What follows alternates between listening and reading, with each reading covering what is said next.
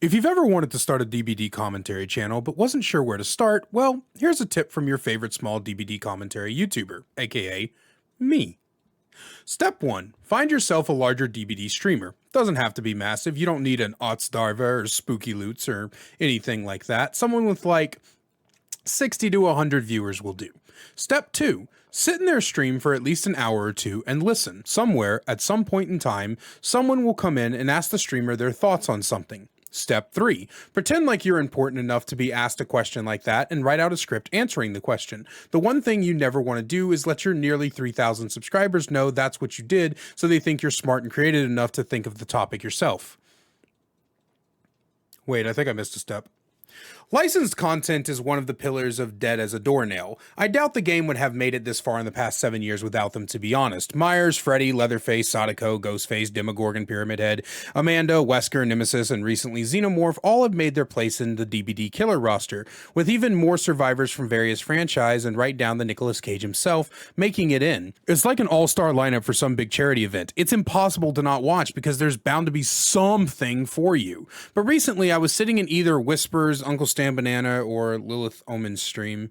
And yes, I am serious. I can't remember who said it. I just remembered I was in their 3 streams that night when I heard the question, what licensed killer would you like to see in DBD? And you know what?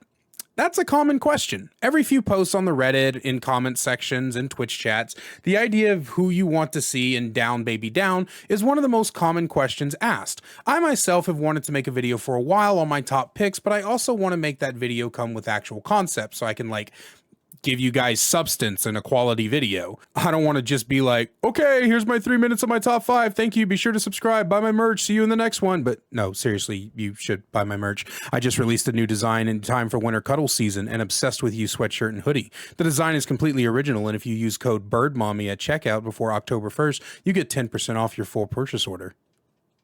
Anyway, where was I? Yes, licensed killers. So the streamer I was watching answers something I hadn't heard before. They said they didn't want any new licensed killers. In their own words, we've had enough and I want originality. And you know what? I think a lot of people share that sentiment. Even though I've never heard it before, I have heard people talking more and more about original stuff they'd like to see. Volpixia in one of her streams said she'd love to have a year where they release things based off folklore, and damn, that sounds amazing. Sirens, El Chupacabra, the Yeti, and so many other options are available. I've gone on record now saying I'm getting kind of sick of just seeing dudes. I like the direction of body horror and monsters that we've been getting over the past few chapters. After all, even if the game is based in slasher genre, I still think more monsters are needed, and I love the idea we can lean into more traditional monsters. So do I agree then? Should Behavior stop making licensed content? The answer is maybe.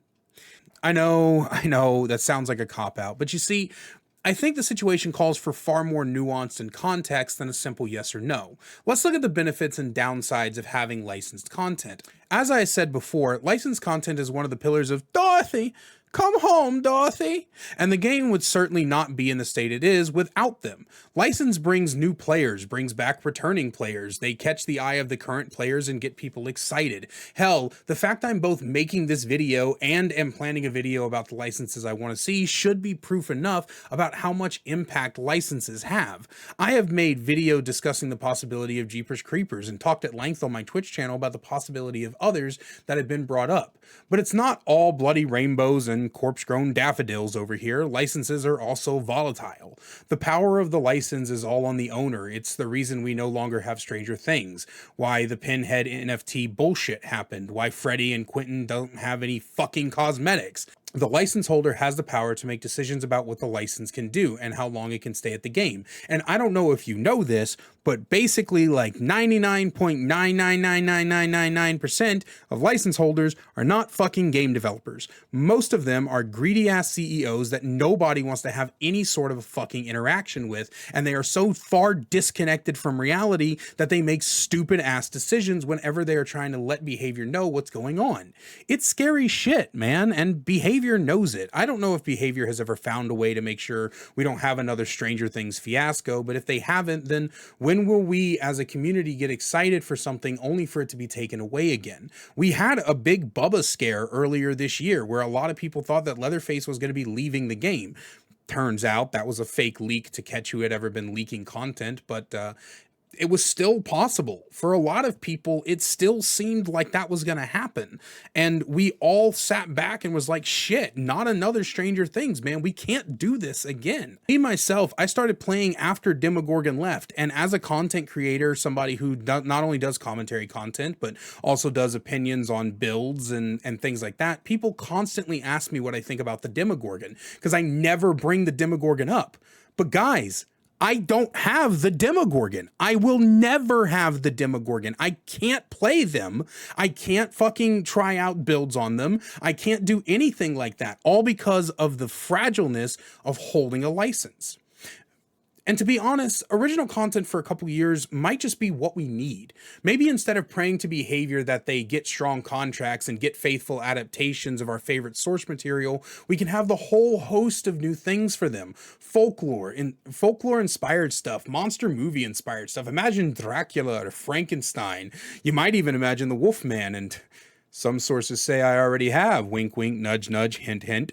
But more than that, I can see them building new backstories like the Clown, the Nurse, and Hillbilly, and more. Crafting new killers with unique and interesting backstories to give us. Hell, imagine something like a burn victim who uses the fires that killed him as a power. A mutated bear driven mad by some scientist's experiments going on a rampage. Those are just a couple of examples. Truly, the possibilities are endless. And to be honest, I'd love to see that come to fruition. But hey, sometimes we don't even need a new character. Behavior could easily focus a few chapters on reworks, overhauls, and bug fixes, and we as a community would be ecstatic. Imagine we finally get fixes for the twins, Freddy, Myers, Trapper, not having to worry about bargaining with greedy CEOs and uncreative dickwads just to get a license, just a couple of years to give us their own thing and focusing on the health of the game. But somewhere in my mind, I know that may not be more than a pipe dream. Licenses are far too profitable, and I'm not going to be like some of the weirdos in my comment section and accuse behavior of being money greedy, grubby assholes. Because if they want to keep giving us the content flow that they have been, then they need these licenses to rake in the amount of income to pay all the people behind these chapters. It's just the reality of the situation. Do I think licenses should stop completely? No, I think they should stop for a year or two. I think behavior needs to take the time to finally craft this game we all love so much. But do I think it'll happen? Also no. I think the impact and importance of licensed franchises is too great for us to ever go back on now. To take a break for even a year would probably be disastrous to behavior. For that kind of content flow to stop, even temporarily, it just wouldn't work. And as someone who loves this game, I need to put aside what I want to see happen to support what I know has to happen. And that's it for the video. Thanks you guys for tuning in once again. Don't forget to give your thoughts down in the comments below. I read every comment I get, and I love doing it. So give me my pill. So give me my pill, for fuck's sake. So give me my fill. Other than that, I love you all so much, and I will see you in the next one.